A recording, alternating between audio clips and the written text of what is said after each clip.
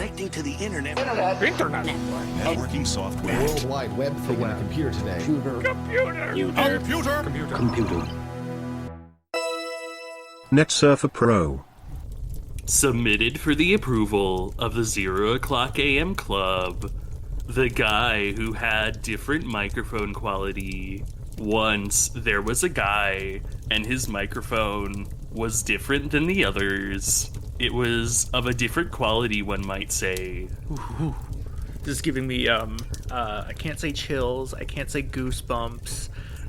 This is giving me hives. Ooh. That actually flows right into my next story. The guy who got honey one time, but a bee didn't like it. Yeah, I know. Like, I'm sure bees really don't like the whole, like, sort of, like, all the information spying and collecting that honey does, you know? It's like, yeah, bees probably wouldn't want honey to know where they shop all the time online. This might be a little embarrassing, actually, but today's episode of me coming over and telling stories to the 0 o'clock AM Club is sponsored by honey. Sorry, we are a not-for-profit club, which is to say that we do not take any sponsors and we make no money. So I'm going to have to ask you to leave very politely. Oh, well, that's okay. I guess I'll go back to my YouTube channel with 1 million subscribers.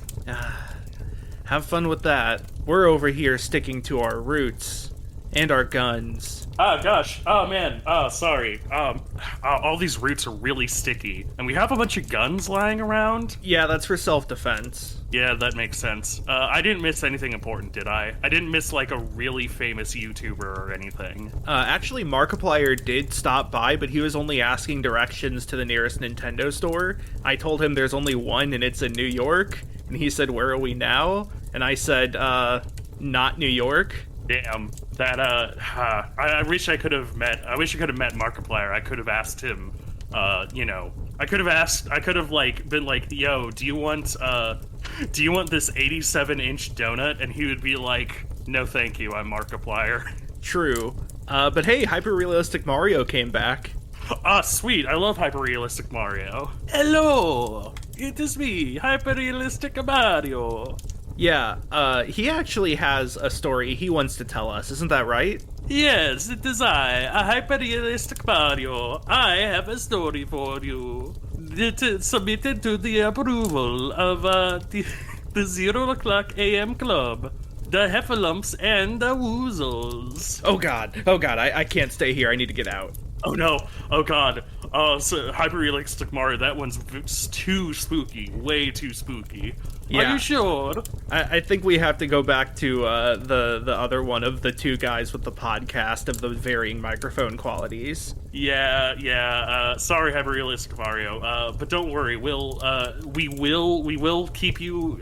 You can stay there, of course. Just sip that really long glass of water, and we'll just have you as callback material maybe in a later episode. We'll call you back. That's true. He will get a callback. Mm-hmm. But in the meanwhile, we have myself, Matt. Me, myself, Matt, and me, myself, Galen, the co-host. And this is, of course, Net Surfer Pro, a whirlwind ride through the World Wide Web. And I'm extremely excited for today's topic. This has been incredibly cathartic in, like, the truest sense of the word. Yes. So this one is very close to Matt's heart, and over the past week or so has become very close to my heart as well. Yeah, this game is incredible. So we are talking today about Piglet's Big Game, and I'm gonna go straight to the fact corner here. The Fact Corner. So, Piglet's Big Game was released in 2003 on the GameCube and PS2 as a tie-in with the movie Piglet's Big Movie. Now, the movie follows Piglet as he runs away from home feeling useless, and the other characters then tell stories about how much Piglet helped them and work together to bring Piglet back home. It's sort of an anthology movie. However, this game is much closer to Winnie the Pooh and the Blustery Day, which is another sort of Winnie the Pooh anthology movie that was released, I want to say, in the 60s. That one involved a bunch of different stories, but one of them was it gets really windy and rainy and stormy, and Tigger tells Pooh about heffalumps and woozles, causing Pooh to have a dream sequence about heffalumps and woozles. And that was the origin of these creatures, heffalumps and woozles. They are very confusals. Mm-hmm. Yeah, it's like they're like monsters that Tigger says will steal Pooh's honey and stuff like that. And it's very like the pink elephants bit. It's like they did that again, but with Winnie the Pooh. Very nightmare sequence. Yeah, it's kind of fun too, because like the whole thing with them is they don't specifically like honey, but they like whatever you like. Mm-hmm. And I will say that, you know, as a person who's on the cusp of millennial and Gen Z, I think if I met a heffalump and they were like, I'll steal your copy of like SSX3 for the PS2, I'd be like, bro, you like SSX3? Can we be like friends? Yes, befriend heffalumps and woozles. It's funny you mentioned that, actually. In much later Winnie the Pooh series, starting in like 2009 or so, they added a cute little heffalump kid to the main cast of Winnie the Pooh. I believe its name is Lumpy. Oh. So they did befriend one. Good. Anyway, so Piglet's Big Game is a survival horror game for kids. Yes. And the game did well enough that they decided to make a sequel called Pooh's Rumbly Tumbly Adventure, where you play as Pooh instead of Piglet. I'll get more into that in a second, but I really want to sort of give my personal history with Winnie the Pooh. So I'm a big Pooh fan. I watched a lot of Winnie the Pooh growing up, and you might be able to tell as we go through this episode, because I'll be referring to a lot of the different stuff in the games that call back to different movies and shorts. Never read the books, sadly, but it's funny because like Winnie the Pooh is obviously very cute and wholesome and kind of silly, but also it has a lot of things that scared me as a kid. Obviously, there's the heffalumps and woozles in this game, which I will get to in a second, but there's also the heffalumps and woozles in Winnie the Pooh and the Blustery Day, and that was then recreated in the Winnie the Pooh dark ride at Disney World, which was very dark because it ended with a whole heffalumps and woozles bit that scared me. And the intro to some of the old Winnie the Pooh shorts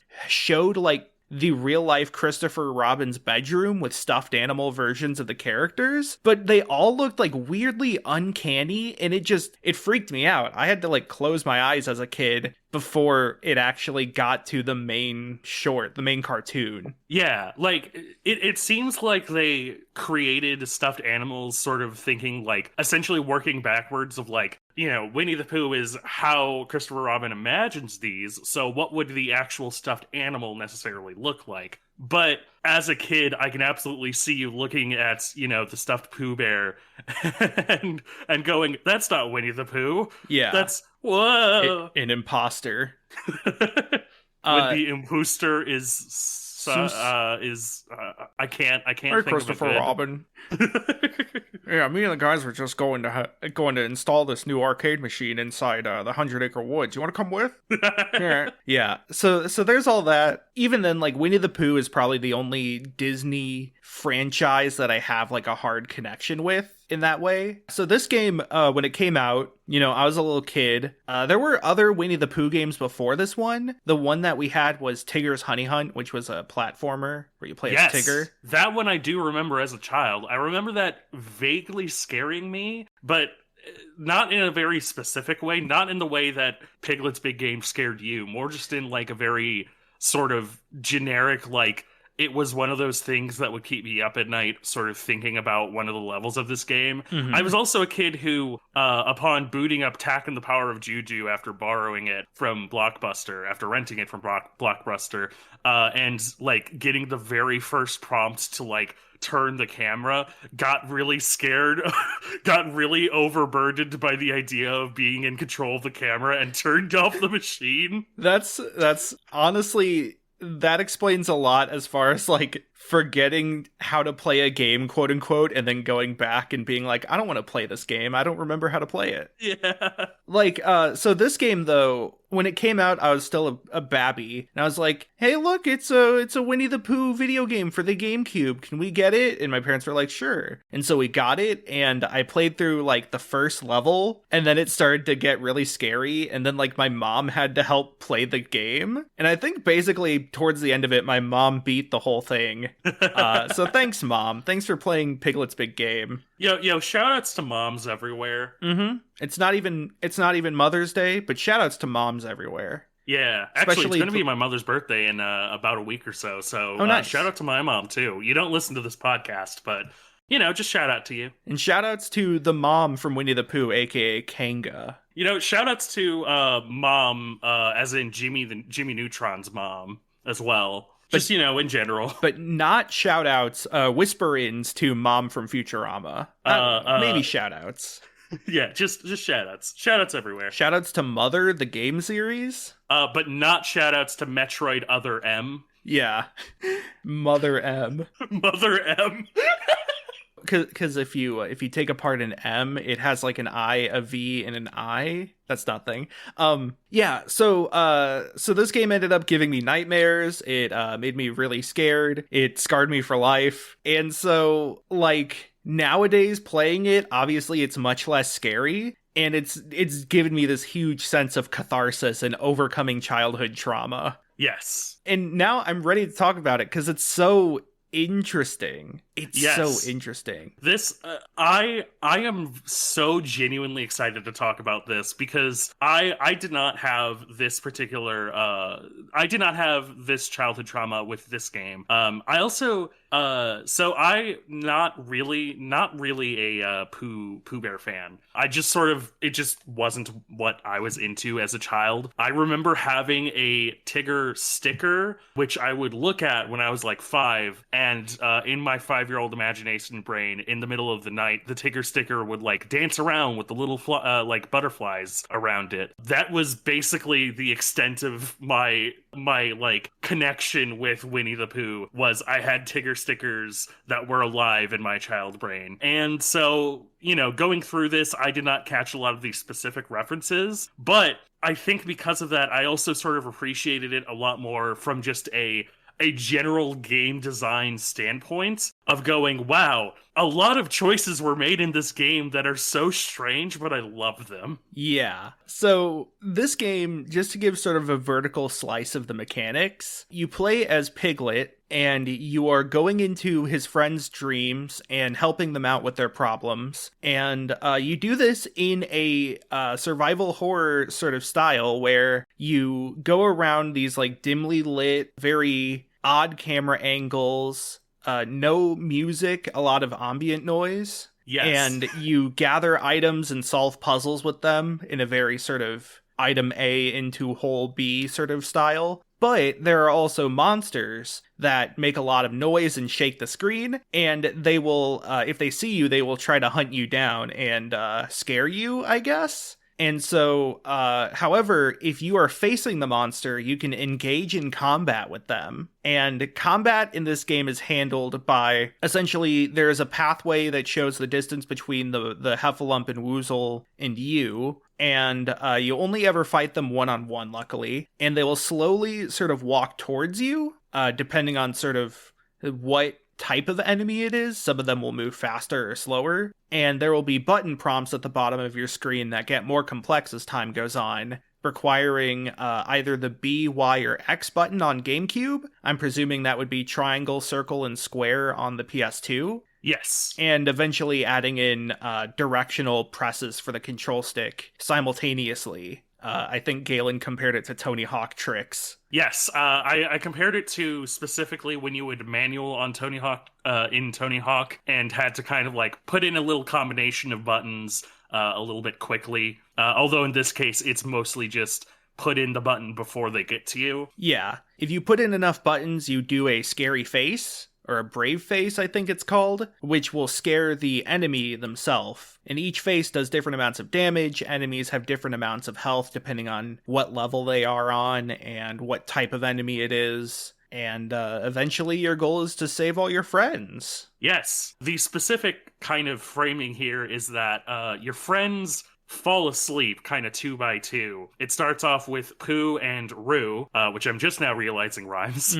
And you go into their dreams, and their dreams are, we're going to get to their specifics, but they have some kind of problem in their dreams that they're trying to solve. And so it's a lot of, find item A to solve problem B, which gives you item C, etc., etc. It is definitely made for children. It is, not like exceptionally complicated, but it is a fun little scavenger hunt. I would say that the most unnecessary, but also I understand why it's there, mechanic is that you can collect cookies by just kind of like kicking the scenery and cookies come out. You need to collect enough cookies to get all of the brave faces that you can do. And so I understand why it's there as a mechanic, because you can't just you can't throw this and say, here's like a 3-hour game that'll be $60. But it is sort of the least engaging of the mechanics, is just collect enough cookies to get the next great brave face. But, again, children's game. Makes sense. Yeah. It's also worth noting that you kind of have health, but not really. The first time a Heffalumperwoozle gets close to Piglet, the combat ends and Piglet becomes, scared a little. He becomes kind of frightened, kind of worried, and this causes him to walk slower. And then you get a bit of time to run away from the enemy. And then the second time that happens, if Piglet is already frightened, he becomes really scared, and he runs much faster because he is trying to peel out and run away from the monsters. And if you get scared a third time while he is really scared, then he runs away to Christopher Robin.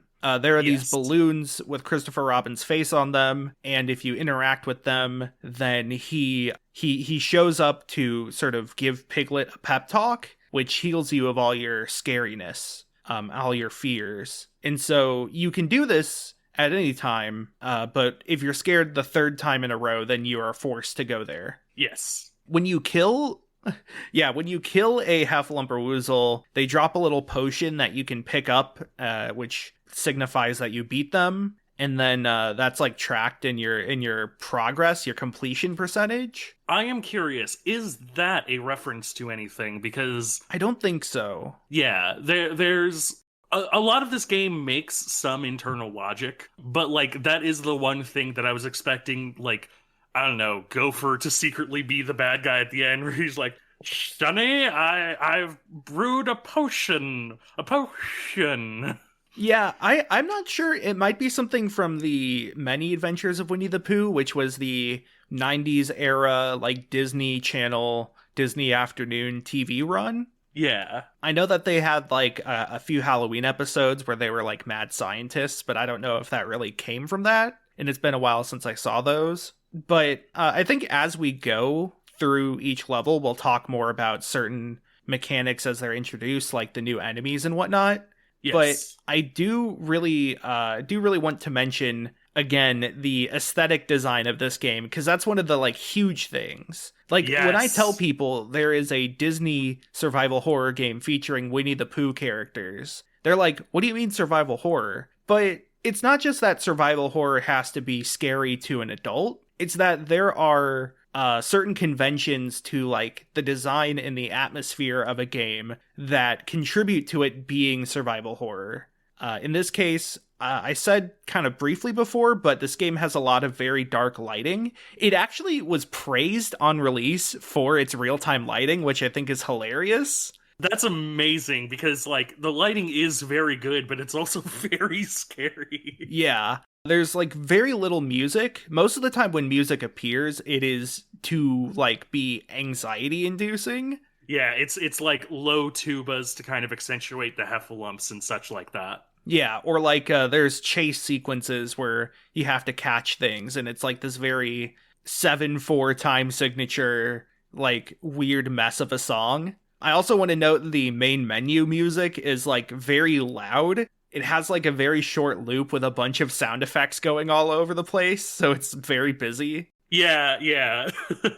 That is probably the most critical I'll be, is that I think that the menus of the game are all diegetic, and that's really cute. And again, from the angle of this is a kid's game, sort of, having the sound be like a bunch of bigger or smaller frogs that make little noises is really cute and makes a lot of sense to a child brain. But also as an adult whose ears got blasted out and who went, oh God, please, I just need this to be a little quieter. It was very having to run around and find the one diegetic UI prompt that actually did anything was quite annoying. Yeah. Yeah, and then also this game loves Dutch angles and weird camera angles. At least it feels like every level has one room that has just the worst camera angle that's yes. at a weird sort of diagonal view, like I said, very Dutch angle. A lot of rooms will kind of tilt and turn as if they're on sort of a sphere. Usually it's the first room you spawn in. So just look at the first room of Pooh's level and you'll see kind of what I mean. Yeah. It contributes to the dreamlike atmosphere a lot. Obviously, we shout out socials at the very end, but I will just specifically say I streamed this game, as I may have teased last episode. I streamed this game with Matthew co-commentating, and I don't know if the VOD saved, but oh my God. Some of the angles in this game, especially when you get to Eeyore's Dream, which Matthew was the most excited about, and I won't spoil yet, we're going to be talking about it. But there is one specific room that Matthew uses as an example, because it is straight up, it is from Eternal Darkness. There is definitely a one-to-one comparison from, Eternal Darkness or, Resident Evil, of just the absolute wild angle that accentuates how small Piglet is and how big and intimidating the room is. It's so good. Mm-hmm. Really quick before we go into the actual levels, I just want to bring up one thing, which is that Gopher is an NPC that you see in the menu itself. He is the new game option. And fun fact, Gopher was not part of A.A. Milne's original books. Instead, he was the first extra cast member to be added on posthumously. Pooh's level, Pooh's Dream. Much like Psychonauts, every dream is heavily tied to the personalities of the dreamer themselves. So That's Pooh, not a joke. So Pooh, Sorry. Pooh, as we know, is a bit of a glutton, a bit of a sugar addict. And so his whole dream is filled with candy and sweets. There's caramel rivers, there's chocolate fences and peppermint walls. There's big lollipop trees and such. There's a giant cake in the very center that's an actual building. So Pooh's level is sort of a slow burn. You start off and you meet Owl, and Owl is oh hey Piglet, Pooh is stuck over there, you should go help him. And then you go to the next room over, you kind of go down this wandering path, and you see Pooh stuck in some caramel, and he does not want the caramel, and he cannot leave the caramel. So you have to find a nearby, lollipop stick to use to kind of rescue him from that. The lollipop stick is right next to Pooh, so it's sort of just a very quick introduction to puzzles. And then you meet up with Pooh. He helps you destroy some cotton candy that's blocking the entrance to a layer cake building. This is sort of another introduction to be sometimes you have to talk to characters to solve puzzles. You go inside, and then you find the first monster, the first Heffalump. Yes. Yes. You go inside this circular room. The camera's pointed straight down at you, and you just hear the loud elephant trumpet. You hear, you see the screen shake and you feel it shake, and it's holy shit, this game got real. It's so good. Yeah, you go into a room with some birthday cakes, which may be a reference to that Pooh was Christopher Robin's first stuffed animal, but I'm not sure about that. It's really creepy. There's a phonograph playing muted music. Yeah. There's a phonograph that's playing muted music and specifically skipping at a couple of bars, which is a tactic from fucking BioShock. Yeah. It's... Or what's it called? The Endless?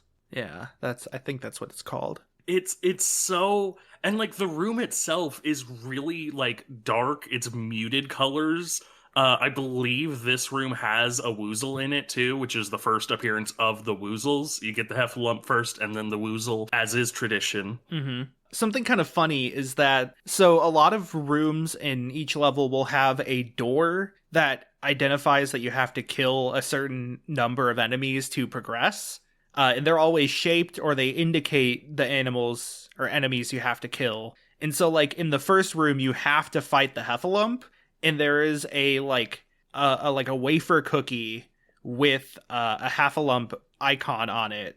And when you kill the heffalump, it just breaks. It just crumbles. Yes, this is going to be the first of many times we praise the level design as well. As we said, all of the level designs are tailored to the specific characters, but that also goes on to repeat for, like, the repeated mechanic things. Every time you enter a room and it's like you have to defeat all the enemies to pass, it is always like a diegetic thing that is blocking the door. It is always like, in this case, it's a wafer cookie. In a later level, it's like, you know, a little cardboard cutout in a paper crafty level. So, like, it is consistent, but it is always a new thing. It's not like a repeated asset that's like, oops, it's blocked by a big magic force field. Yeah, you know, the if you've seen the, like, You Can't Go That Way Twitter account, they would have a field day with this game. Oh, it's so good. Yeah. Eventually you meet up with Rabbit, who is in his kitchen, and he's explaining that he doesn't have time to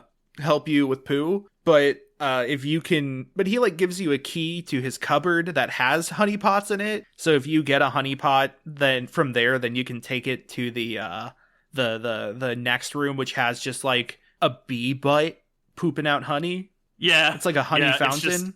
It's an endless stream of honey. Yeah. Outside of a bee like striped thing. Yeah, you could picture Pooh just kind of sticking his head under there and just gargling it, just like Pooh getting, I'm sorry, the next words out of my mouth were about to be Pooh getting honey boarded. The next words out of your mouth are going to be Pooh getting honey boarded. Nutty. Oh no. Okay, we did the joke. Yeah. So I do think that Rabbit's placement here is specifically a reference to a classic Pooh moment where Pooh breaks into Rabbit's house to steal honey and he gets stuck in the hole on the way out. And so Rabbit has to paint on Pooh's ass to make it look like a decoration. It's great. Rabbit and Pooh are just often like diametrically opposed. You know, Rabbit's very, like, neurotic, very everything has to be in its place. And Pooh is completely relaxed, willing to do whatever it takes to get honey, no matter the cost. And so they conflict very often. Yeah. And so I think something really fun about this level thematically is that Pooh could literally eat anything here, yet none of it is to his liking. Yeah. He could eat the caramel he's stuck in. He could eat the giant cotton candy blocking the way instead of having to melt it with, like, seltzer water. But no, he only wants honey. This is also the start of a recurring theme, which is that people tend to be kind of surrounded by the things that they want, but, like, in a way that traps them, essentially. Yes. So, like, Pooh is literally stuck in the caramel in this instance. And when he is freed, he is, like you said, surrounded by treats, but only seems to want the honey. And because Pooh is, you know, kind of lazy,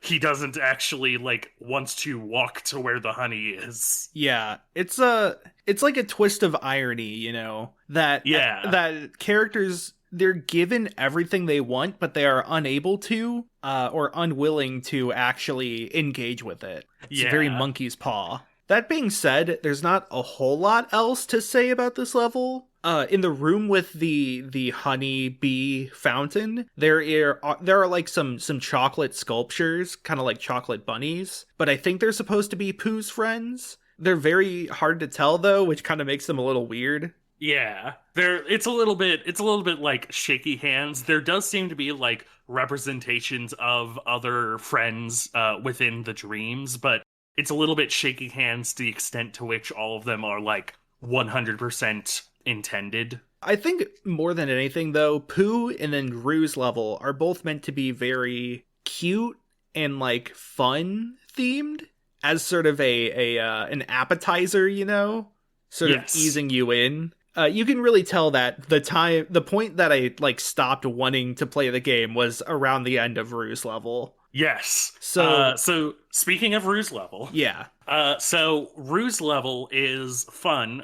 You come in to his level and you're in his house with Kanga. And Kanga's like, oh, Rue ran off to his playroom and I haven't seen him all day. And so when you eventually get to the playroom, it turns out that he is literally stuck, locked inside of his playroom. Yes. Not only that, but the ball he was playing with is trapped in like the ceiling.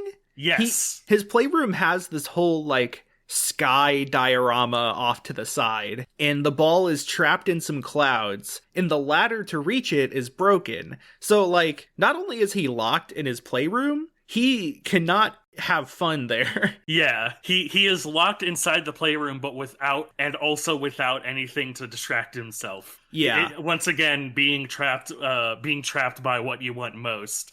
Because when you go back to Kanga to get the key, she's like, oh, I'll look for it, but everything's so disorganized, because I've told Rue to clean up, and you end up having to kick everything in there to grab all the cookies, and then eventually she gives you the key. Oh, which, by the way, one complaint I have is that the kicking is very finicky. You have to do it from like a certain angle for most objects. Yes. And you have to be facing it perpendicular. If you're like off by a little too much on either left or right, then it won't work, which led a lot of times to me trying to kick something, it not working, and then me assuming it didn't have any cookies. Yes, and this is not just a bad design for children's game thing either. Galen, a 26-year-old man, did not know where there were like more kickable things in one of the dreams, trying to get like the last 5 cookies to unlock a brave face. Yeah. Because it ended up like one of the things that I had tried to kick earlier, which was like a shield on the wall or something, was actually kickable. I just didn't get the good angle for it. Yeah. Now it does, so there is 3 map buttons, maybe 4 on PS2, I'm not sure, that show you sort of a map of the level, and that does show you whether you've completed the given like cookie count for any given room. If you've completed every cookie or found every cookie in a room, Piglet does a little triumphant little cutscene, and then it'll appear with an X on the map. Yeah. But yeah, for like cleaning up Kanga's house, it was a little tricky for me upon replaying. So the whole level is made of arts and crafts, which is pretty cute. Again, it's something that Rue seems to have fun with. What's interesting to me is that the outdoors are like recreated in full, and the main contention here, the main conflict is that Rue is locked inside, which sort of makes me feel like he would much rather be outside anyways. Yeah. Also, he wants to go outside playing with his ball, but unfortunately, he's locked inside, even though there's this large outdoor space. Yeah. Also, he is on the complete opposite side of the level from Kanga, so, like, as far away as he could be from his mom.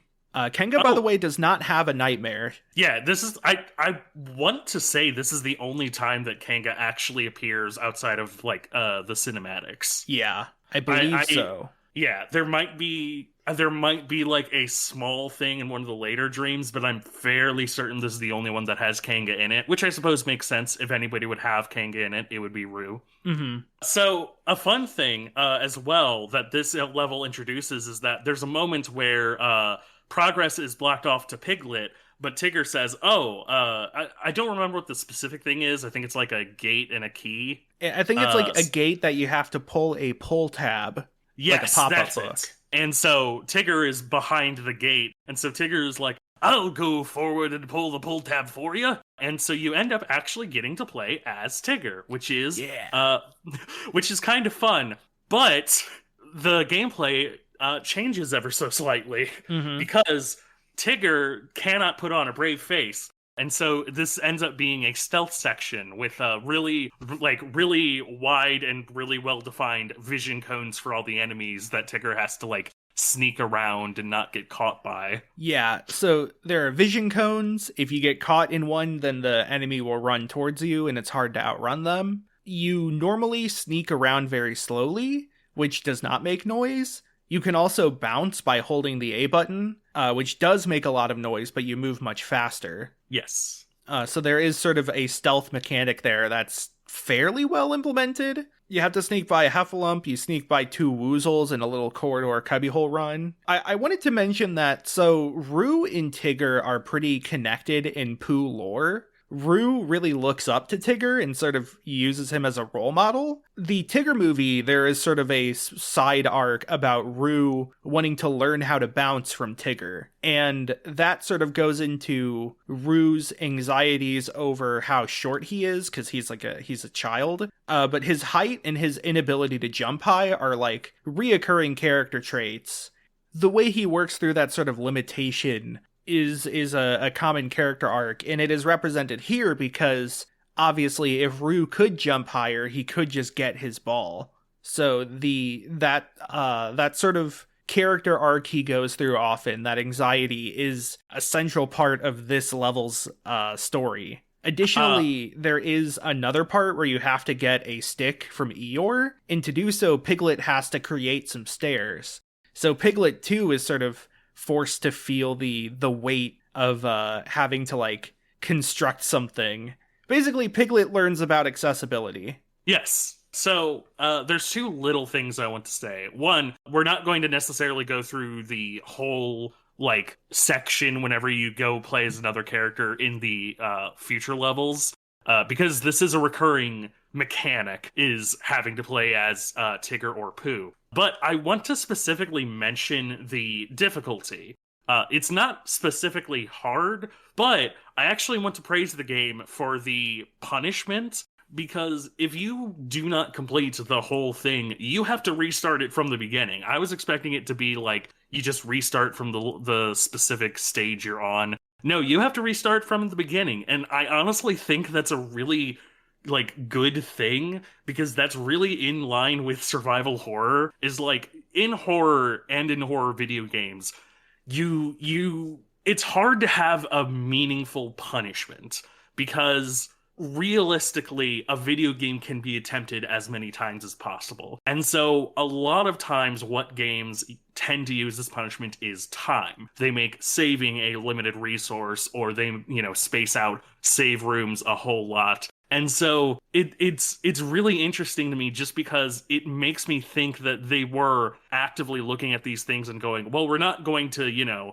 have a particularly terrible downside in this children's game, but we do want to see like, what is a good punishment, quote unquote, for failing the challenge. And I think it's a really interesting little example of how they worked within the limitations of a children's game, but also what is essentially a survival horror game. Yeah, it's really cool adjustment. Yes. So on your way to get that stick from Eeyore, there is actually a new enemy introduced, which is a bee Heffalump, and they fly fast, which is sort of their thing, and they get pushed back when you scare them. Yes. And this is kind of fun, because this is one of 2 enemies, like 2 variant enemies that were present in the original Heffalump and Woozles bit from Winnie the Pooh and the Bluster Day. Yeah, it's there are fun Pooh references to longtime fans, which I would hope there would be, honestly, in a game like this. Yeah. But it is really cute to see them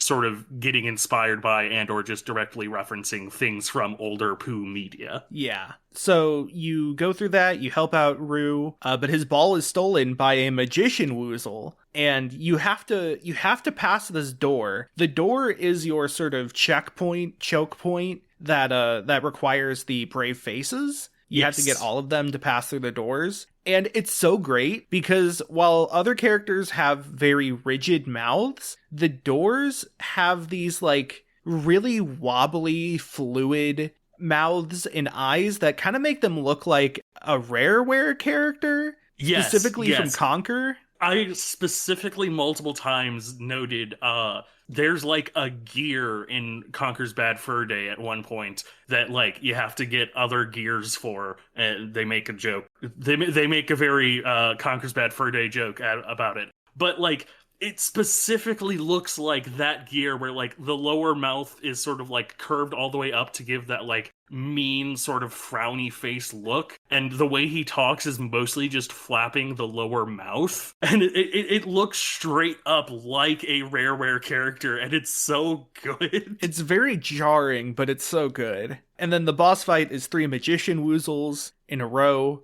who their gimmick is that every now and then they will stop to cover their eyes with their cape, and if they're covering their eyes they can't see you, which means they can't be hurt. So yes. you have to time your button presses, either doing it really fast or delaying the last one. That is also a recurring thing, is that the enemies of this game, as we've described the mechanics, you might have been sort of thinking, is that it? But honestly, they do a really good job with like having the enemies of the game twisted in interesting little ways.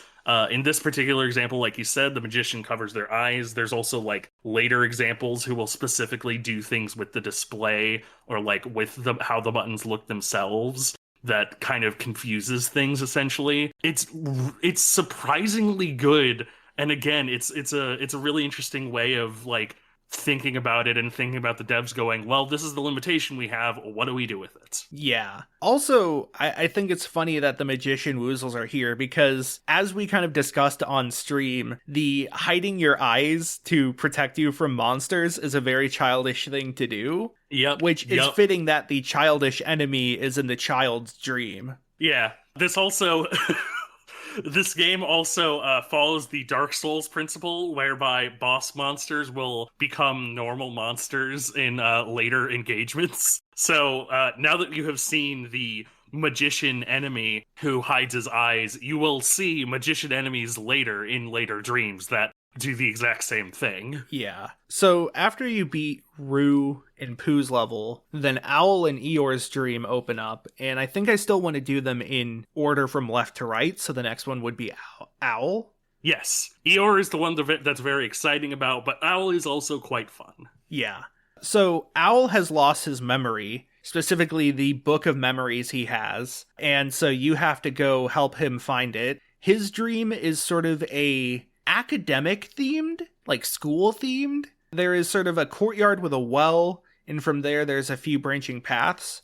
One of them leads to a library, one of them leads to more of a like school academy, and the other one is a tower that represents his treehouse. And by the way, just really quick, so the way you save the game is using a book with an ink and quill, which kind of appears again in the first room of the library as a foreground element. And I just want to note how frequently Winnie the Pooh media loves to remind you of the fact that it's from a book, more than like any other Disney property. Because Little Mermaid, Aladdin, Tarzan, Jungle Book, those are books. Those were like stories that were written. But they don't really get the, hey, look, isn't this a book? Wink to the audience treatment that Pooh does. I guess it's part of sort of the magic of, Winnie the Pooh being like, it's a children's animation or a children's imagination come to life. And so they like to constantly remind you, by the way, this whole thing is from a storybook. Mm-hmm. Yeah. Isn't that? You've got like Kingdom Hearts where you have to get the pages of the book. And here, Piglet writes the book as he plays it. What if you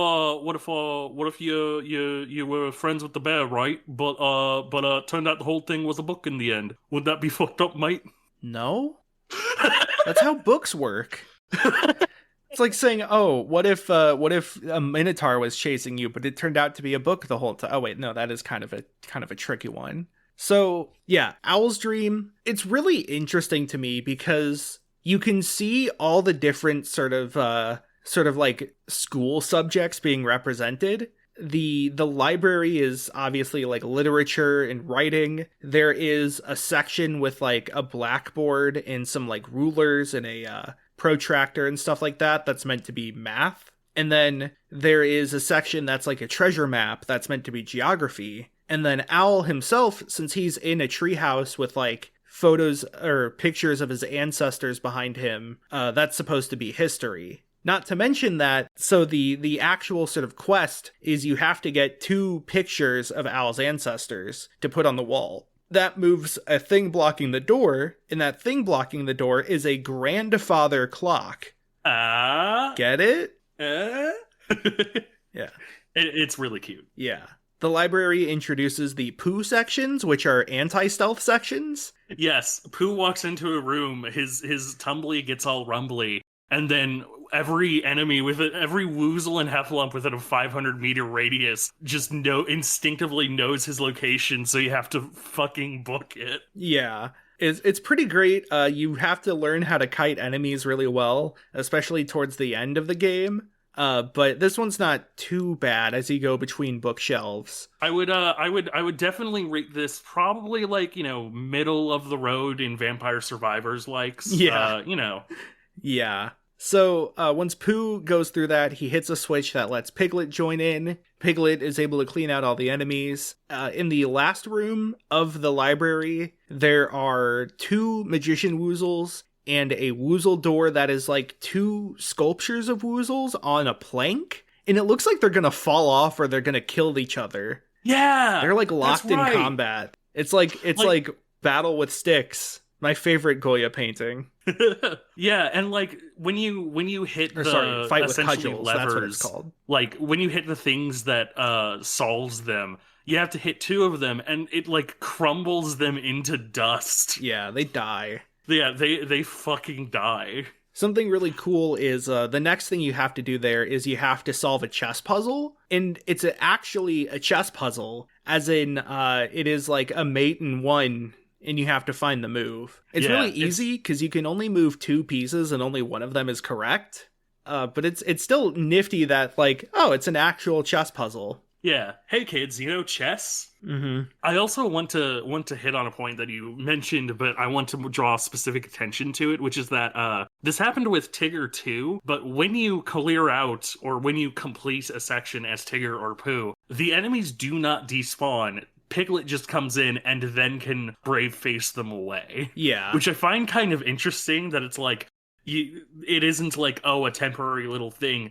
Piglet then comes in and has to like actually, clear them out. Yeah, exactly. It's pre-gaming you for the like thing that you're going to have to do with Piglet, which is very interesting. Mm-hmm.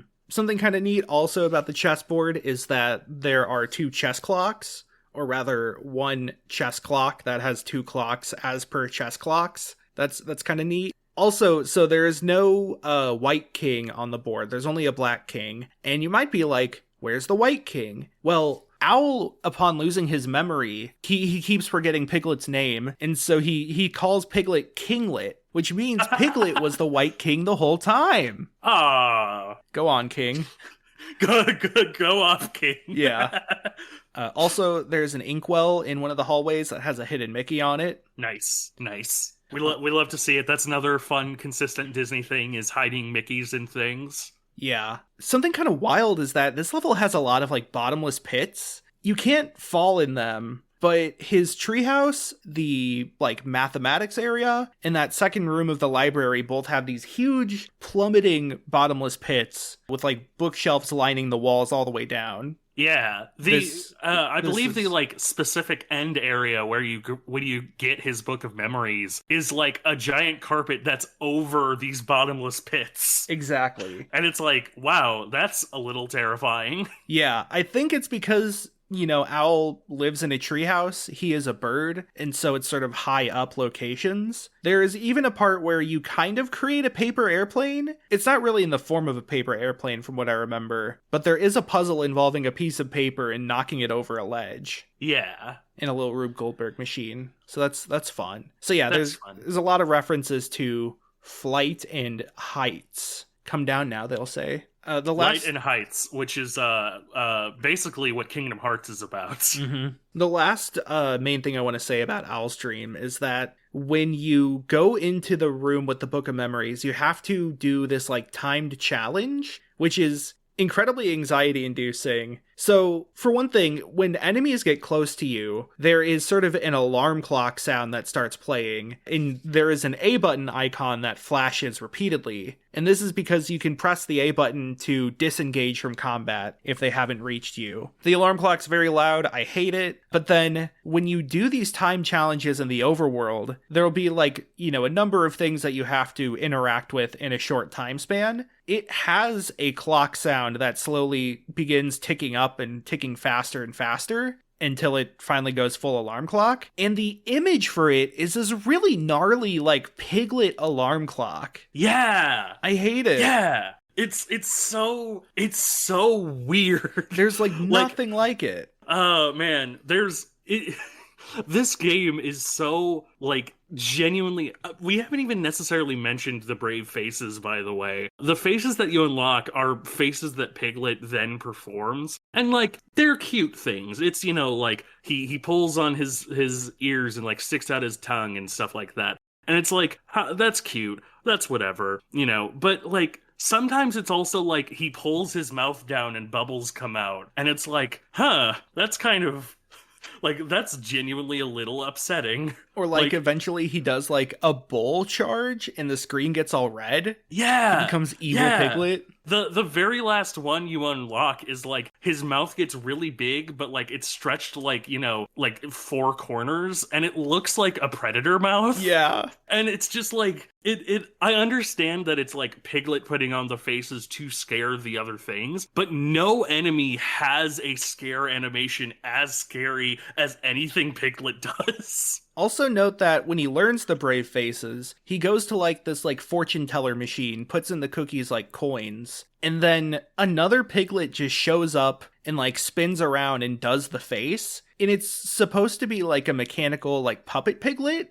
but I'm pretty sure they did just use the same model as regular Piglet. They did. Yeah, it's very weird. I like it, but it's weird. But I like it because it's weird. Yeah, this is a very fun, very strange game. This is a very GameCube era game. Mm-hmm. So next is Eeyore's level, finally. Yes, Eeyore's level is so good. It's so good. It's probably my favorite one, not just because of like the like all the imagery, but it has some of my favorite theming relating to the character. Yeah, it starts out in like a haunted woods looking location with a lot of the like, you know, the like harsh angled trees and such. Also, the first enemy you have to face is literally a scary tree that when you walk to the right, you see the branches first and hear the tree first before you see the tree. And like, it's not like, again, as an adult, it's not a particularly scary tree, but like the effect is so is so palpable. Yeah, I realized this playing a later level, I think it was Tigger's Dream, that they kind of have jump scares in a way. A lot of times enemies will start off screen when you first enter the room, so you only like hear them and maybe feel the ground shaking as they're moving. And then like you come into view and you just see it chase after you. And it's like, great, cool. So you start out outside and you see Eeyore's house, which is, as always, a bunch of sticks. That's just canon. Yep, But Eeyore isn't anywhere to be found. So you find a key under the doormat, of course. You use the key to get a bell, you ring the bell, and then a secret passageway opens up, sort of on the ground under Eeyore's house, that leads to this underground stairwell, which, by the way, implies that Eeyore is locked down in his house, in his mansion. I didn't catch that until recently. Like, wait a minute, he couldn't get out. Well, provisions have run low. And then he walks outside only to get hit by a train. It's that video game. That's a fun reference. It's a fun reference. This is the level that has the Dutch angle. Yes, it's so good. If you're gonna look up any level from this game, look up Eeyore's level, especially this room when you first go downstairs. It is a straight hallway with like 2 heffalumps just marching down it, and the camera angle is so like steep that like you're essentially a tiny bug on the ground looking up again at an angle that only gets more sort of downward as you progress through the hallway until the heffalumps come into view. It's so good. It's so good. It's so Fucked good. up. And so when you go inside, Eeyore is there, and to sort of speed through it a little bit, the color from the area has been sapped out and is in 3 different locations. Each of the 3 rooms has a little puzzle, and when you complete that puzzle, it unlocks a room that's in a different area. Yeah, there's like 3 wings. Yeah, and so it's a fun little like, you know, go to this room, solve this puzzle, go to the next room, solve this puzzle, go to the 3rd room, which is open from the 2nd room, etc. And so, yeah, it's a fun little, you know, A to B to C to B to A to C, etc. But you complete them. I don't know that it has anything new until you fight the boss. No, I don't think it has. Yeah, there is a new Woozle type in the bathroom. Right. You fight mirror Woozles, which suck. Yes. I hate these. Mirror Woozles, they're Woozles with like slick pompadours and a mirror because they're very narcissistic. And as you're fighting them, they will rotate the screen 90 degrees. Yes. And then, like, after a few seconds, they'll rotate it 90 degrees in a random direction again. And so this, at first, isn't bad, but around now is when they start introducing directional inputs to go with your button inputs. So, yes. like, you have to mentally readjust the direction, which is much harder for me than just, like, reading the buttons sideways. Yeah. The buttons are not hard to read. Like on the GameCube, they have distinct shapes, and on the PlayStation 2, they have distinct colors. And but shapes. The directions are like so annoying to like mentally readjust and think, okay, so because it's right and it's upside down, it's now left, and so. But I have to do that for 5 different fucking buttons. Yeah. Eeyore's level has a lot going on. He is depressed. That's Eeyore's gimmick. yeah, pretty much. Yeah, so, you know, he comes in, it's all missing colors. You have to get the color back. There's, like, some pretty dark jokes in here. Like, one of the colors, the red color, is in a wine bottle that needs to be uncorked. You know, it's like red wine. I will defend that it could be like a ship bottle. I think it is. Oh, okay, that one's probably in a bottle. That's probably a ship in a bottle, but it does have a cork that you need a wine screw to unscrew. Yes, that is what I won't defend, is that one of the areas is like this little like garden courtyard thing that has a wine cork, and it clearly has wine. Yeah. That from like Chateau Bourrosque or something like that. Like Donkey Chateau, which is a cute joke, but like also, you know. I want to go to Eeyore's winery. Oh god, I bet he makes the best fucking wine. Yeah. But like, yeah, he also, I just want to, in my notes, for some reason, I wrote Poe reference. Like Cask of Amontillado. So, you know, maybe there's something weird going on there. But yeah, like, he's a wine drinker. There's just like wine bottles and stuff all around the place in wine glasses. One of the rooms is like a dining room, and there's only one chair at the main dining table, and it's at the head of the table, but that seat does not have any table setting, whereas every other seat has dishes. And now, I didn't check how many dishes there were on the table, but I feel like this is like Eeyore's inner torment of seemingly all his friends having what they want and he unable to. Yeah. You can absolutely get very, very psychoanalytical with this. Yeah. The bathroom then is, I believe, right past the dining room. And the bathroom, you are required to... Or no, it's not past the dining room. But no, you're required to, like, plug a bunch of holes in the pipes so that it all busts out of one pipe on the wall. And you can get the, like, faucet handle. Yes. Which feels like Eeyore bottling up his emotions, if you know. I guess he bottles up the red. The yellow one, you have to burst a pipe and let it flow out. And the blue one is art. There's a bunch of paintings on the wall. And a bunch of paintings that have Eeyore's head. Yes, it is and it's very like, good. You know, Eeyore's head over the Mona Lisa and things like that. Eeyore's head over American Gothic, which they use twice. I'll get to that later. In the art room also, there is like it almost looks like a terrarium, but it's like a display case with wooden models of Eeyore's friends in there. Yes. Which is also, they kind of look creepy and uncanny. But one thing I kind of love is, since red, blue, and yellow are the only ones you actually get back, the only character who's able to restore their color is Pooh. Yeah.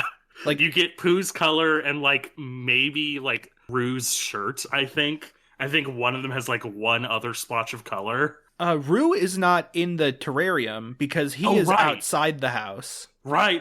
Yeah. Which brings up the other thing that I slightly wondered about, and there's no answer here. So, okay, Piglet goes into the dreams. That's game logic, sure. I'm not gonna litigate that. What I do question is, like, all of the other dreams have a bunch of the other characters. Like, you know, Rue's dream has Tigger, and you know, one of the first character you meet in Pooh's dream is Owl, and then obviously Rabbit is there. And so, like, I have to assume it's like all of them have their own dream versions of these characters, because like they don't seem to have overlapping knowledge or anything. But it is a consistent thing where, like, every new level I would be like, you're here. I wonder what's up with that. Yeah. It's also, so, you know, you mentioned Tigger is in Rue's dream, but when you're playing the game, Tigger has not gone to sleep until you've beaten both Owl and Eeyore. Yeah. Yeah. So that's another fold in the equation. I also wanted to mention that there is a music room as well, where flipping the paintings in the art room writes a painting that you can walk into Mario style, and there's a music room and you have to collect a quill, or you have to collect quills in another sort of chase sequence. It's very annoying. I do like that Eeyore is shown to have this like expressive artist side. He is like a pretty chill guy. It's like if he had a house, he would definitely be more fulfilled, but also like he has all these artistic drives that just aren't being met. I think the real message here is that what ultimately stifles a lot of creative types is not necessarily one particular internal thing, but it's not having a safety system, not having housing, not having, you know, what have you. It's ultimately what stifles a lot of the great artists that could be. If I'm allowed to get on my leftist soapbox and extrapolate from this game. Yeah. Also, he can't have anything happy. He is in a very depressive spiral towards the end of the level. So you get all the colors back, but then the lights go out, so you have to borrow a candle from Rue. But when you turn the lights back on, a big door drops in the middle, and you have to get scary faces again. And it's the same door, and this is the only character that has consistently says, "Oh, it's you again." Yeah. You beat the door, you fall into a hole, and you have to fight a new boss, which is a tuba elephant, tuba heffalump. Yes. This is the other one that's also present in the original, like, short. Yeah.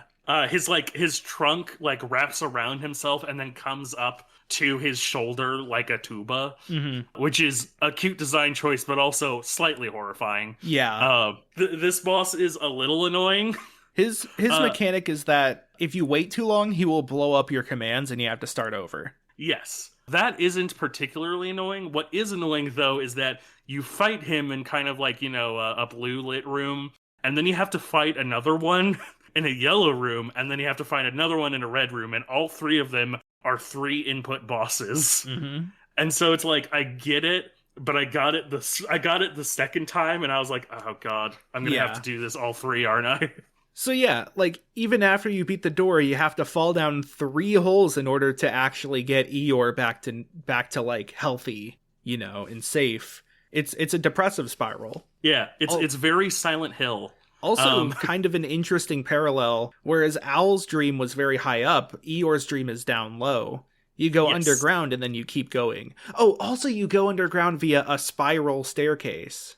Downward spiral. I just noticed that. Yeah, Eeyore's dream is top tier. Yeah. It is honestly the peak of the game. The other dreams are not terrible by any means. Well, I think Rabbit's is my least favorite, and it's the one we're going to talk about next, so let's get into that, I guess. Yeah, I did want to mention one thing, though, which is that this is maybe the only dream that has anything to do with Piglet's Big Movie. One of the stories in Piglet's Big Movie is everyone helping out Eeyore to build a big house. And I think, like, something breaks and it doesn't work anyways, but this is, like, the only one that has anything close to that movie. I'm sorry. I'm just sitting here going, man, I love Eeyore. Not even specifically in this game. Just, shout outs to Eeyore. Yeah, he's great. Yeah, all right. So, within the story, within the literal cutscenes every 2 levels, the thing that changes between the next 2, which is Owl and Eeyore, and Rabbit and Tigger's level, is that it starts to rain. And so for Rabbit, he's like, "Oh, it's raining. My carrots are going to get ruined by the rain. My crops are gonna get wet." Yeah, my carrots are going to get wet, I guess.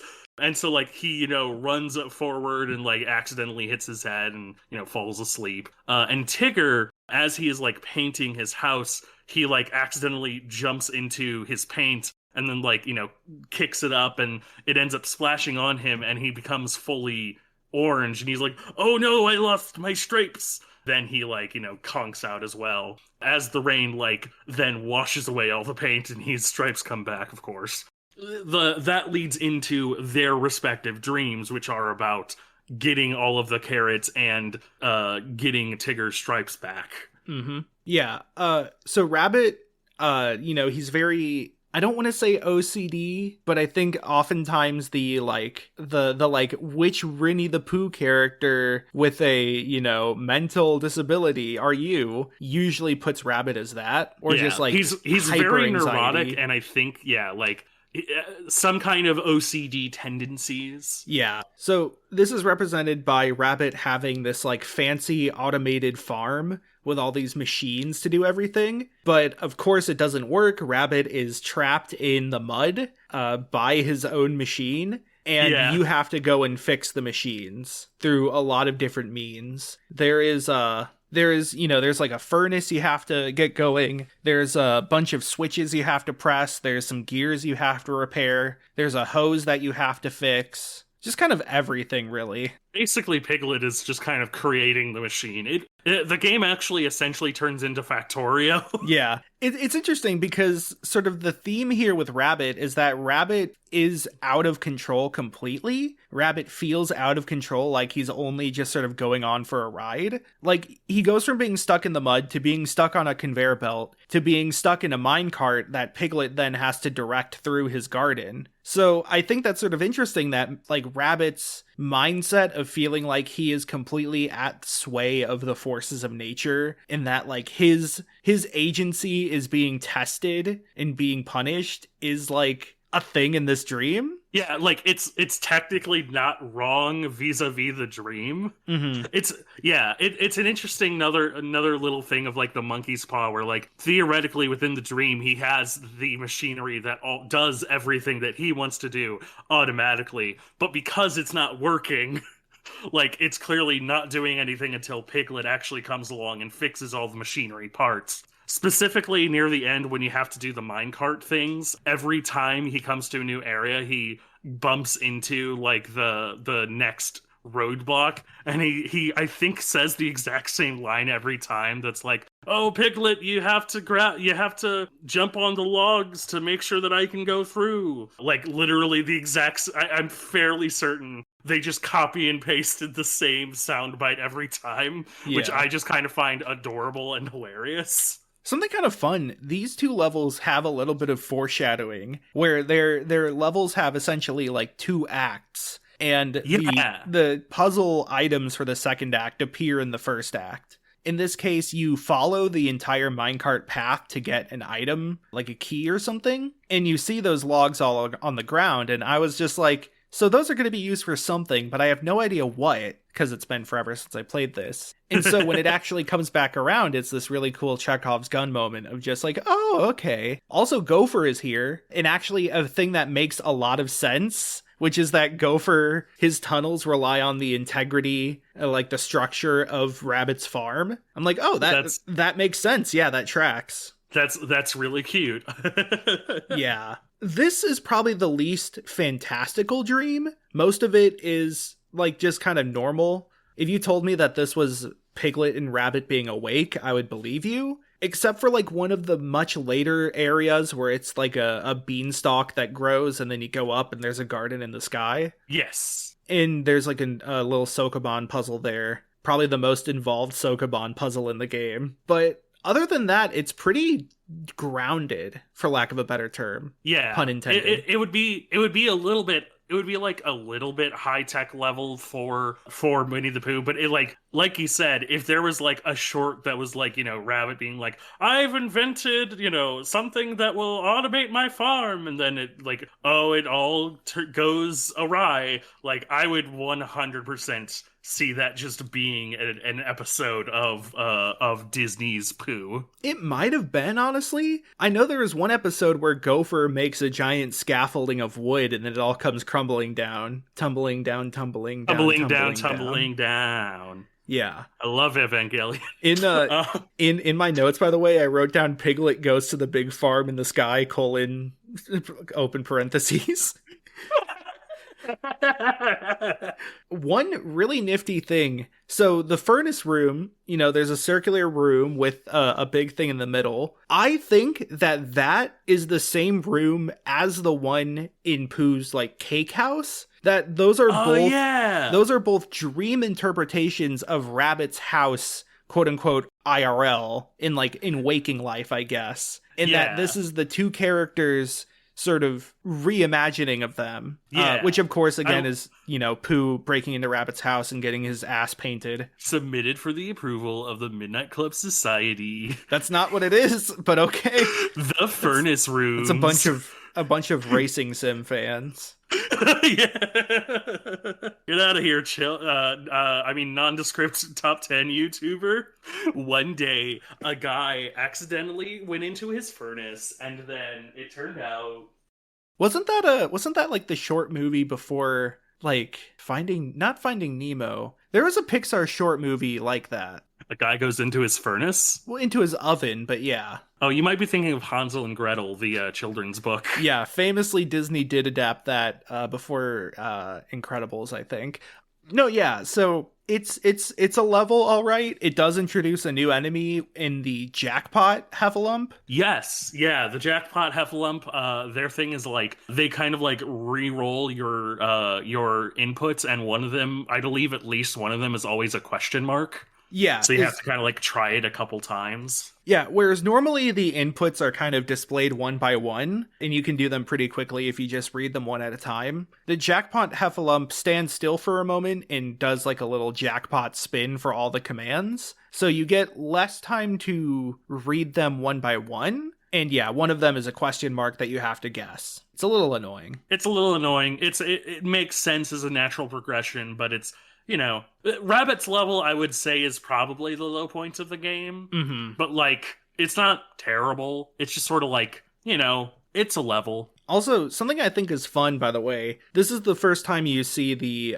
tuba, the, like, marching band Heffalumps out in the wild. And they're always sleeping. Yeah! Which I think is funny. They're if a Heffalump is asleep marching. in a dream, does that mean it's awake in the real world? Oh, no. Inception? No, yeah. I want to go to Tigger's dream because this is much more interesting. Yes. So, this is kind of a giant reference to the Tigger movie. Again, that's why Roo features heavily here, because Tigger and Roo are very tied together. The Tigger movie is about Tigger in his identity. His catchphrase is, the wonderful thing about Tigger is I'm the only one, but he never really explains what a Tigger is. The Tigger movie has a lot of him sort of realizing that maybe he is lonely being the only one. He kind of wonders for a long time about his family tree and about his family. All the artwork that is present in his house of like the different like paintings and stuff recreated with Tigger are just screens from that song.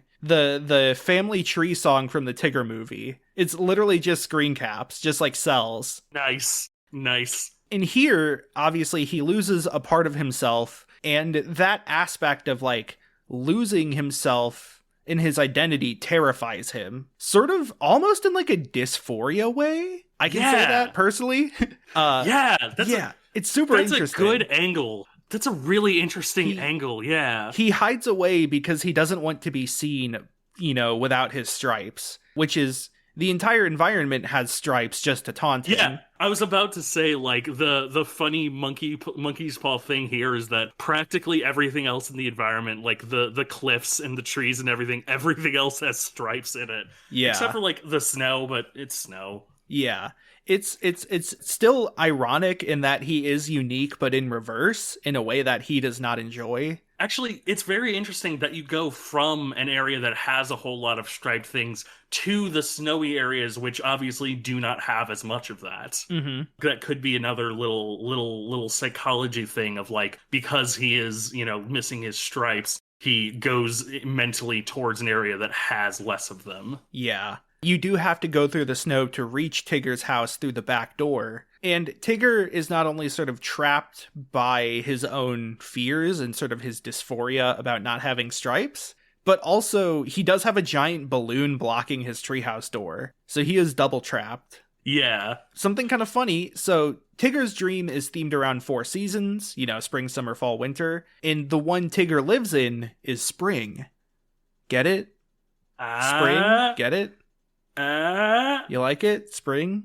Because you bounce? I know that there's one moment. I will admit I watched a long play for the latter, like, last 2 little things of this game. But there's one moment where once you find out the thing with the ball or like the balloon that's trapping him, you have to grab a magnet that's in his room and go all the way through the rest of the entire level until you get to, like, the very first area where you can use the magnet to grab a dart that you then use to open up the area with the balloon. It's not the first area. It's so Tigger's house creates a loop with the snow area, the winter, where you go from the front door to winter 1 to winter 2, which is like a hedge maze, to his back door to his house. So you leave like one way or something like that, and then that lets you go to the hedge maze again. So it isn't a full backtrack at the very least.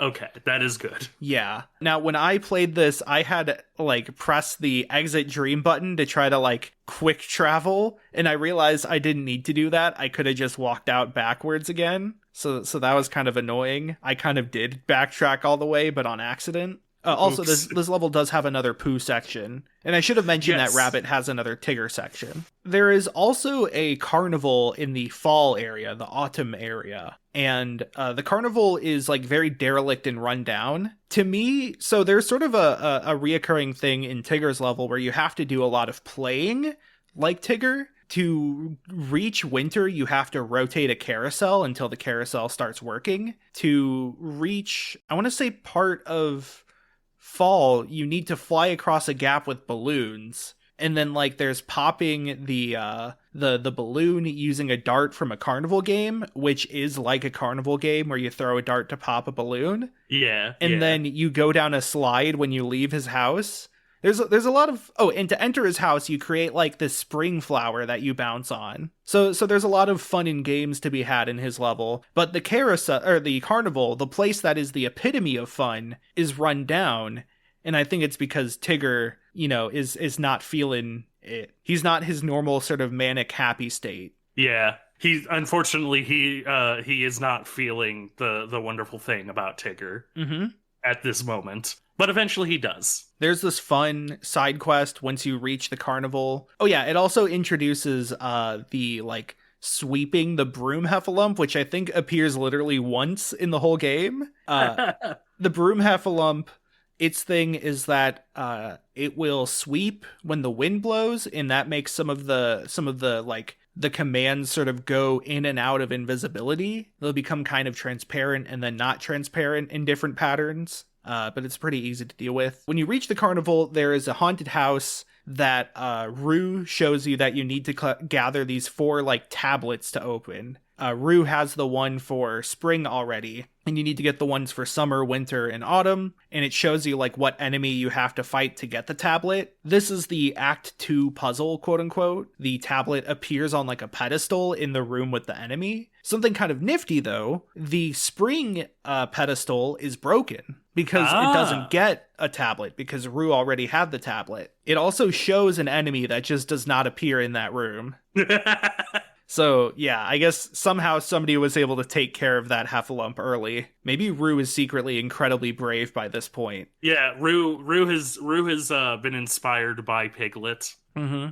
So the end of Tigger's dream is you enter the haunted house and you gather his stripes for him, which are like invisible models with striped textures on them. So they're mostly see-through. And yeah. This was probably the most annoying chase sequence in the game for me. There's a couple of moments where you have to like do the video game thing where you kind of like sheep herd an enemy or an item into a corner to then grab it, and it's never really all that fun. Mm-hmm. It's always a little annoying. Yeah. And this looked like that was just that, but with like 5 different stripes. Mm-hmm. Yeah, you have to corner them, really, and it gets hard to do that in some of these rooms. And they have a timer. Now, if time runs out, then it doesn't respawn all of them. It only respawns the ones you didn't catch. So, like, it's still fine. It's just annoying more than anything. The haunted house is just, like, a bunch of other, like, Tigger memorabilia. It's, like, a bust of, like, a Julius Caesar Tigger, one of, like, a Pharaoh Tigger.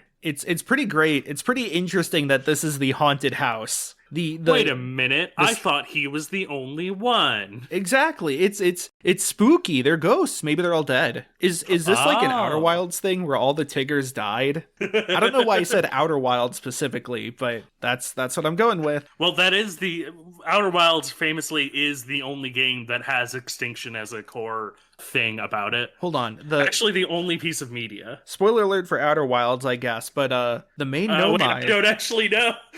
Oh, here, just close your eyes for like 20 seconds. Oh, yeah, of yes, course. I said close your eyes. No, my eyes are closed. There's quantum Schrodinger's death, Schrodinger's cat, Tigger's a tiger, tigers are cats. We've explained it. Tigger's both alive and dead. Oh, we got it. And that's why he's the only one. Mm-hmm. Yeah, you get the stripes back to Tigger, but by the time you reach his treehouse, he has run away and locked himself in the haunted house again. So you go there, there's another door. It's the last door of the game. You fight it, you win, you go inside the haunted house, and you fight 3 tennis woozles.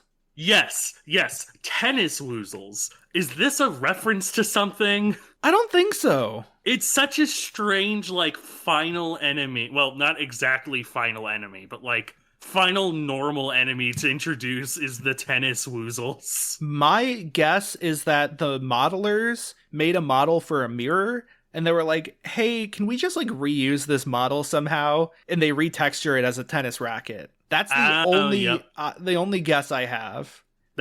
Yeah, that would make the most sense. They have like country club hats that are like these plaid hats on. They're very bougie.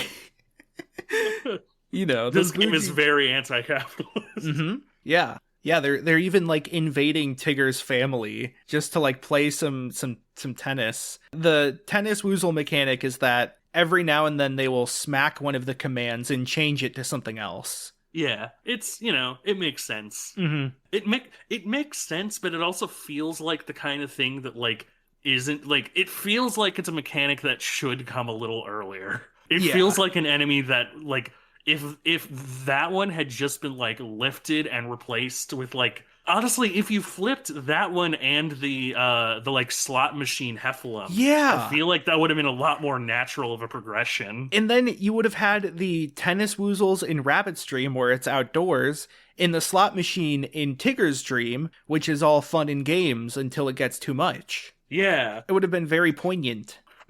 Take note, game developers. Yeah, when you release Piglet's Big Game 2, they already did. It's called Pooh's Rumbly Tumbly Adventure. Oh, right. Yeah. So yeah, Tigger's Dream, pretty cool. A lot of references if you're an old-time fan. And then we go into the final level. So when I said that this game was heavily based on Pooh's Blustery Day, it's not just the Heffalumps, it is this level. Yes. This was a shock to me to learn that this is how the final level ends up happening. Yeah. The 100 Acre Woods floods. Yeah, And remember when it was raining? It turns out it just starts flooding, and the narrator's like, "Uh-oh, all of his friends are still asleep. Well, if Piglet doesn't do anything, then the whole 100-acre woods and his friends will be swept away." And it's like, wow. Yeah, so in Pooh's Blustery Day, it does actually flood the 100-acre woods, and Piglet's house is destroyed. So that's a whole thing in Pooh's Blustery Day. So here, though, it's really interesting because it's like kind of waking life, but also the Heffalumps and Woozles are still there. Yeah, okay, it has to be like awake times, but like, and it's not just like, one specific Heffalump and Woozle. I guess if there is a Heffalump character, they're real things.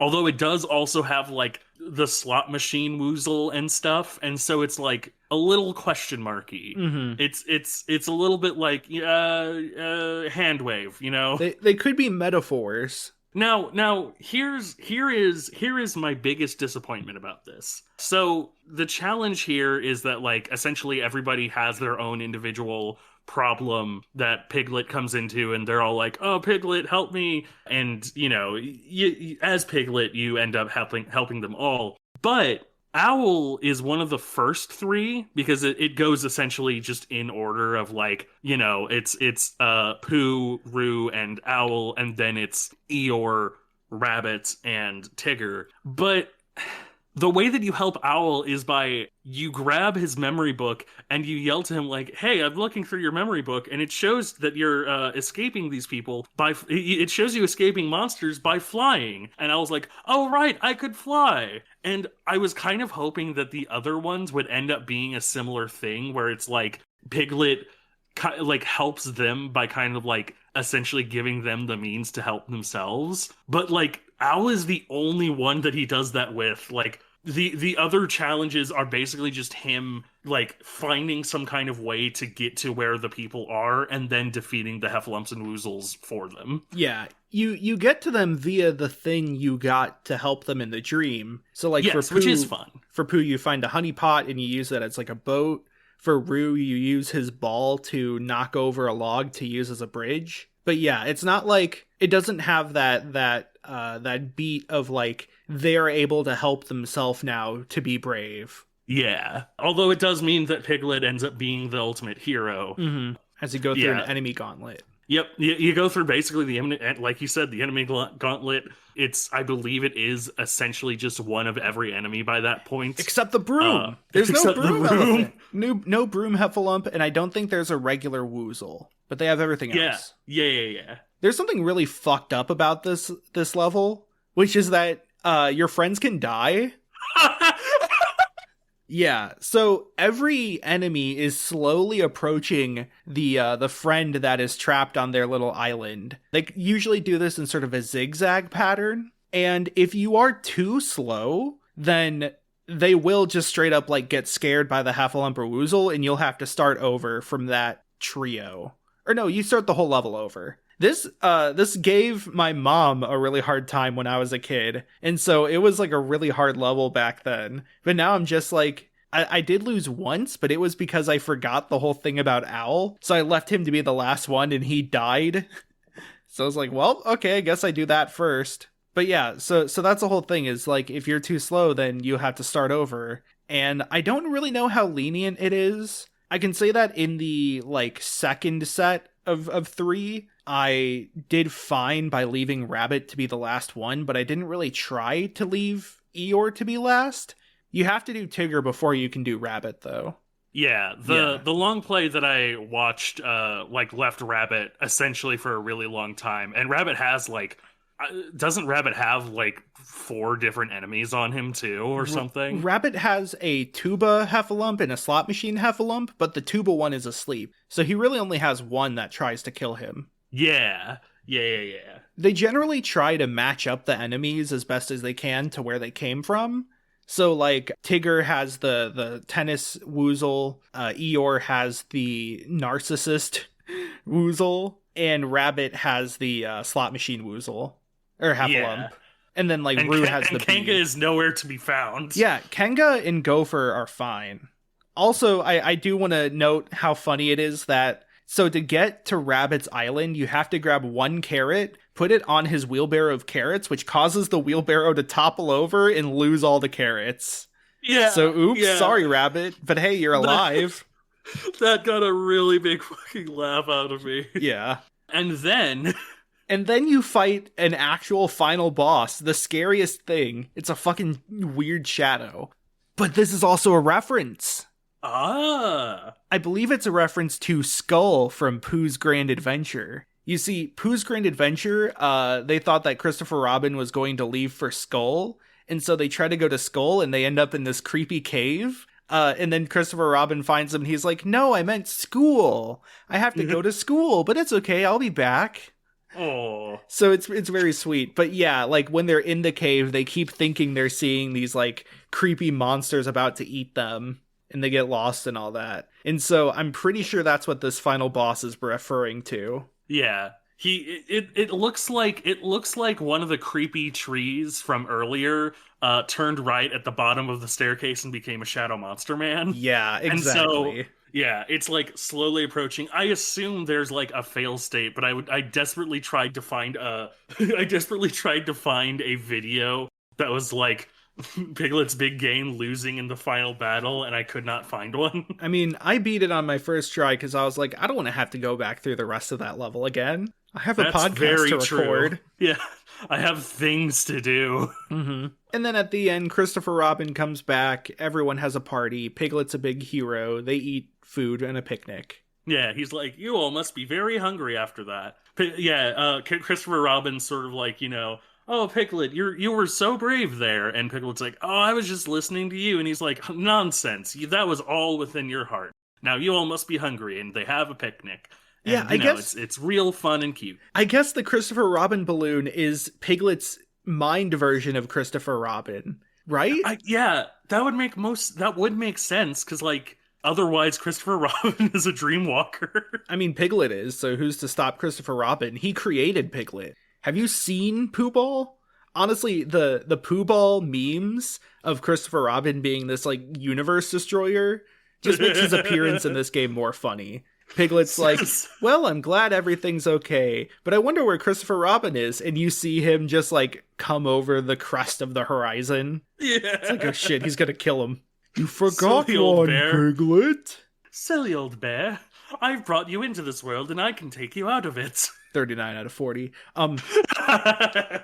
So yeah, but little did you know there's a post game. Oh. You see, if you 100% a level, then you can go back and do the bravest of them all mode, where it's essentially a time trial to kill every enemy in the level. And when you enter a room with enemies, they run away from you. Oh, nice. This is sort of the god mode afterwards, where they're all like, "Oh shit! It's the big brave man. It's the big pig. It's the big pig. Piglet's pig game."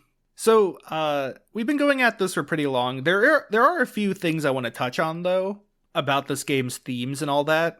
So, one thing we didn't really mention, by the way, is that when there is an NPC in a room, no enemies will spawn there. However, if the NPC were to leave due to you completing a quest, monsters will spawn there later. So there's like very few actual safe rooms, which I think added to sort of the panic I felt, like, oh god, nowhere is safe. But it is always safe if if a friend is there. Exactly. Yeah. So this game is so wild to me. As we have mentioned, it is this very tightly woven, like, Psychonauts-esque dreams becoming nightmares, monkey's paw style. It's created clearly by people who have a lot of reverence for the series and the property and the characters. The characters are well written. They're voice acted by their cartoon voice actors. Like Jim Cummings plays Pooh. And so, like, that's really, really cool that they have the actual voice actors. Yeah. Take it from two longtime fans of SpongeBob SquarePants Battle for Bikini Bottom, or at least one of them. I assumed you are, as well. But having the original voice cast is not always a guarantee in these types of games. I mean, for most Disney games, it's not. Yeah, and so the fact that all of them are there just kind of adds to the charm, honestly. Especially when it comes to like celebrity voice actors, like Tom Hanks in Toy Story. Then Woody is played by his brother in most media. That's not the actual movie. I think Jim Hanks is Tom Hanks's brother, Maybe. which is some fucking Waluigi and Luigi ass stuff. Yeah. And, like, obviously Buzz isn't played by Tim Allen in most media. But for, like, career voice actors, you usually see them do the same voices in, like, the games.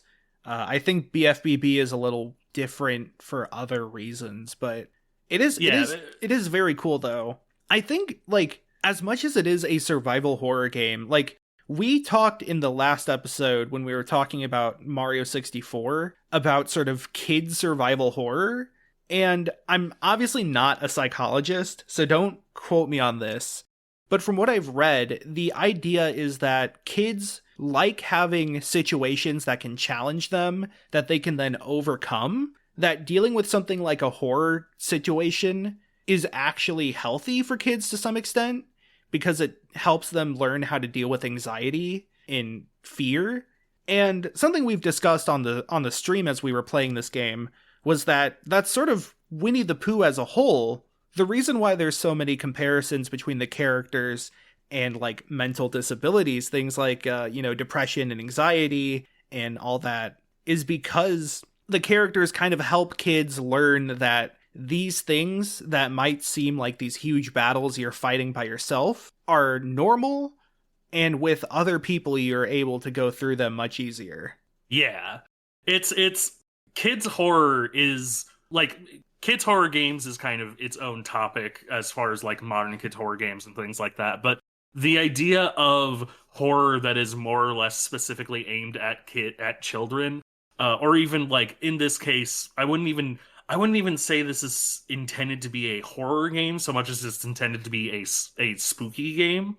But like the idea of spooky games that are targeted specifically towards children is ultimately a good thing. We like during the stream and a little bit here, we did play up a little bit of the like, holy shit, why did they do this?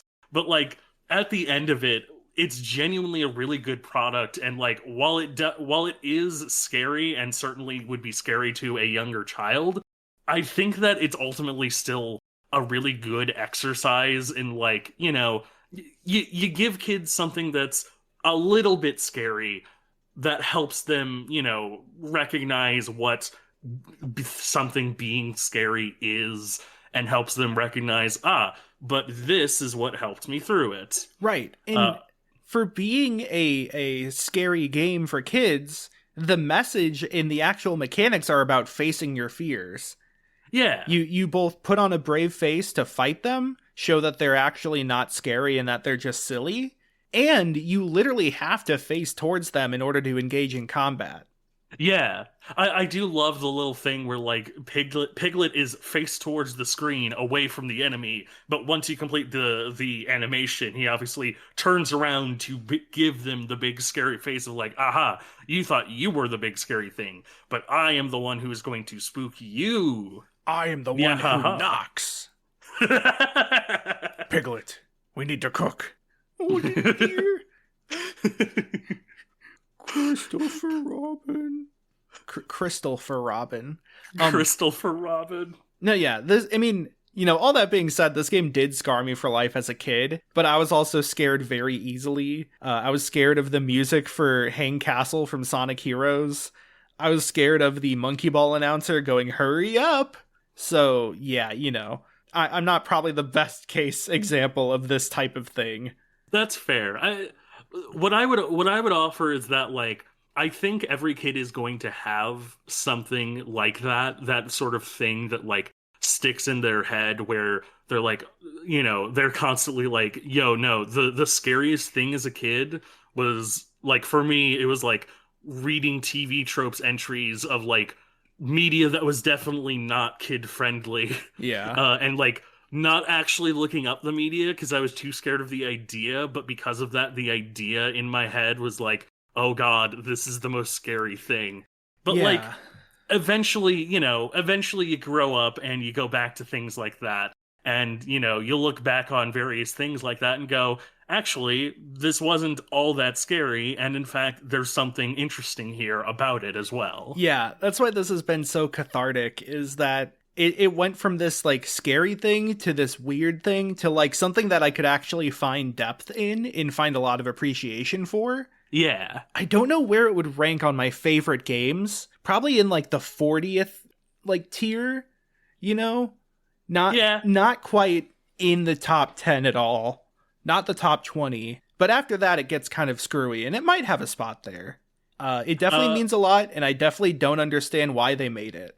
Yeah. It's a game that I wonder why they made it, but also that's partially why I love this era of video games as well. They made two even. Yeah, they made 2 of them, and that's amazing. It got out of hand. There were 2 of them. Yeah. Yeah, I love the GameCube era because there's a lot of things that seem to have been made just because. And I think that's, like, I'm not going to sit here and bemoan modern day. I think that a lot of indie games are picking up that label of, like, why did you make this weird game? Because I wanted to. But, like, there's something magical about that era of, like, big companies doing weird little experimental projects. And this is just sort of a fun prime example of that era. Mm-hmm. It's a very, very, very neat. Please give us a third one so that we can have 3 of them, much like we have 3 people here sitting around this campfire. That's right, I've been here the whole time. I'm finally done drinking my big water. That's very good for you, hyper-realistic Mario. Yeah, hopefully we have something else to put out the fire now, because I'm not going to be stomping on those wood, that kindling. Yeah, God, if only we had a character who was well known for pissing. I guess we'll have to keep looking. Until then, We are NetSurfer Pro. You can follow us on Twitter at NetSurferPro, where we tweet teasers on our upcoming episodes. We have 2 more episodes left for Spooky Month. Keep an eye out and check out those teasers, and maybe you might figure something out. One of them, I had to use very similar symbol language as the one for this episode, so maybe you'll catch that trend and piece together a puzzle there. We also, of course, post alerts for our new episodes. You can also follow us on any podcasting platform you like to get updates on when we get new episodes out. You can leave us a comment, leave us a rating, leave us a review. Let us know how we're doing. Let us know if there's any subjects you'd be interested in us checking out. And let us know what you were scared of when you were a kid. Yes, tell us your greatest fear if you could. Tell me all your thoughts on God. Also, you can follow me on Twitter at Twackaroo. That's Twack, TWAKAROO. I tweet out my takes on stuff going on. There was a new Rivals patch, so it's been a lot of stuff related to that.